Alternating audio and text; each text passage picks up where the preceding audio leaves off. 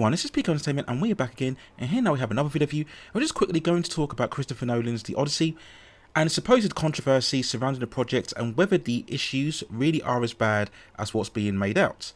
So as you all know by now, The Odyssey is Nolan's mega budget adaptation of the famous Greek mythological story of King Odysseus and his journey home following the victory of the Trojan War, which will see him encounter various beasts and monsters and then struggle to maintain his kingdom when he arrives back home.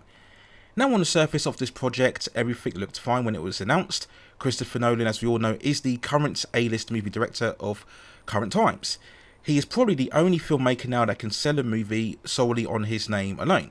The project had a huge established cast of the likes of Matt Damon, Tom Holland, Charlize Theron, Robert Pattison, and Hathaway. And this was really the first historical epic from Nolan, and it would generate as much curiosity as well as hype. But then more details of the casting of actors such as Lupita and Nyongo playing Helen of Troy. We had Elliot Page playing a character known as Theron. We had Zendaya cast as the goddess Theron, and we had rapper Travis Scott played as well, who Nolan said that he wanted to include to put a spin on the oral poetry that he likened more to rapping.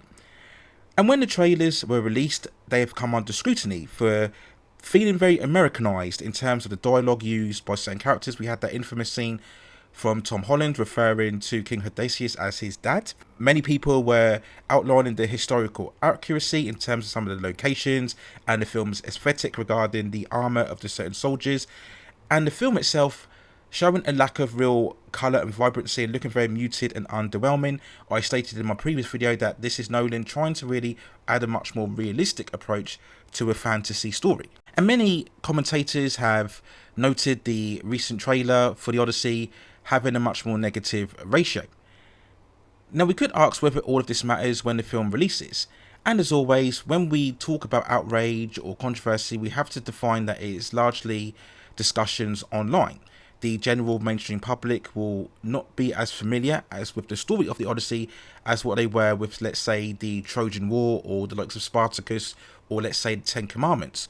All they will see is that this is the latest movie epic from Christopher Nolan, and for many that will be enough, certainly for them to arrive and watch the film on its opening weekend.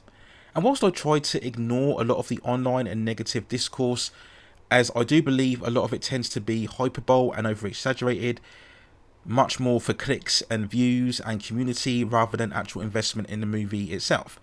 However, in this case, I do find myself feeling that the choices made over The Odyssey are indeed an issue.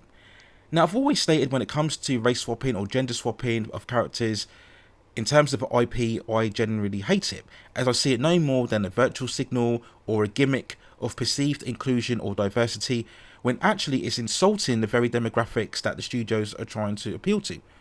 Multiple demographics or ethnicities of movie fans will be interested in a Nolan movie, so you don't really need any racial casting or gender swapping casting in order to convince them to go.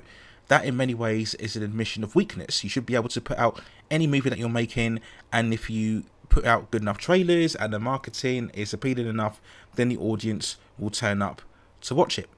And the whole argument of The Odyssey itself being a fictional story doesn't really work either.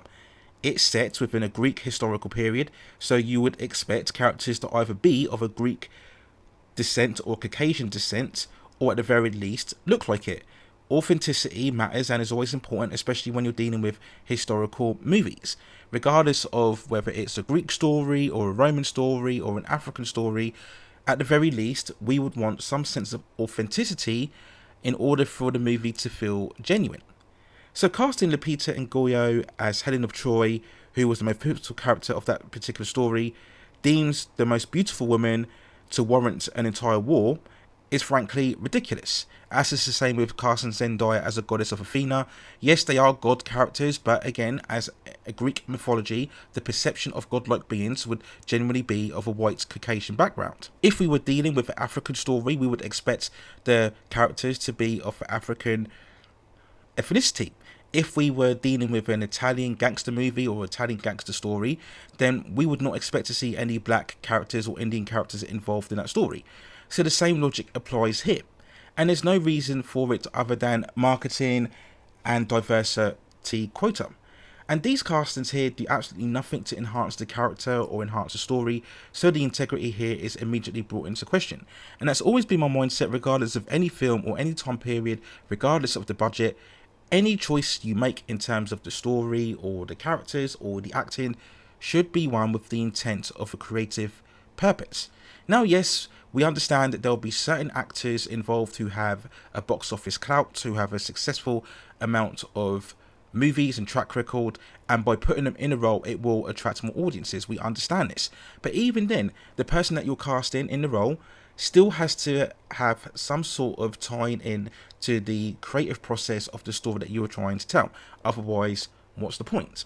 And we have to ask the question, if the actresses that they chose were all white or of a Greek descent, or looked like they were from a Greek descent, then would anybody have complained? Would anybody have raised the issue, why are there any black characters in a film that is about Greek mythology? And the answer to that question is no. So there's no need for this particular casting, and it doesn't really instill any type of creative story or creative process. And all of this has made the film come under severe amounts of woke accusations, and as I said previously, I don't normally like to delve into that type of criticism.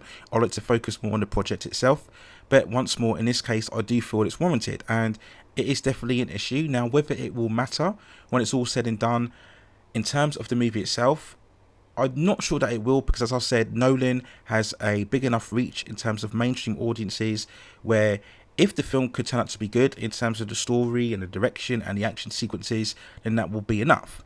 And I think overall the Odyssey will have a big enough reach in terms of the casting involved and in terms of Nolan's name that it will go on to be a success at the box office.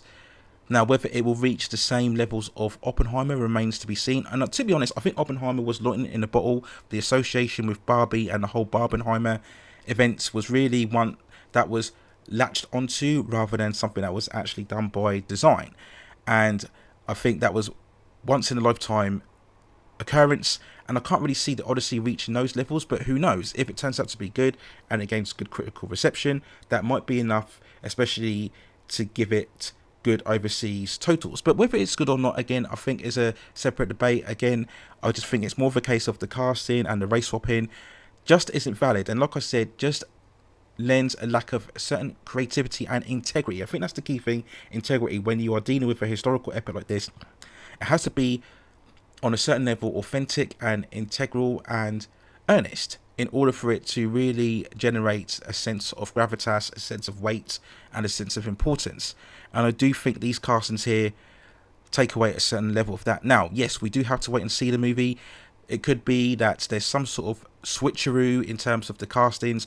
Maybe Helen of Troy, in terms of Lupita being cast, it's a certain perception. There may be a certain dream sequence. There may be some sort of hidden reveal, and we may see the actual Helen of Troy in her truer form or not when the movie releases. But certainly in terms of the marketing, I don't think that's helped. Again, you don't really want to attract a negative antagonism, and I think Nolan has appreciated that, and that's why he has banned the film from certain social or media influences prior to the movie's release.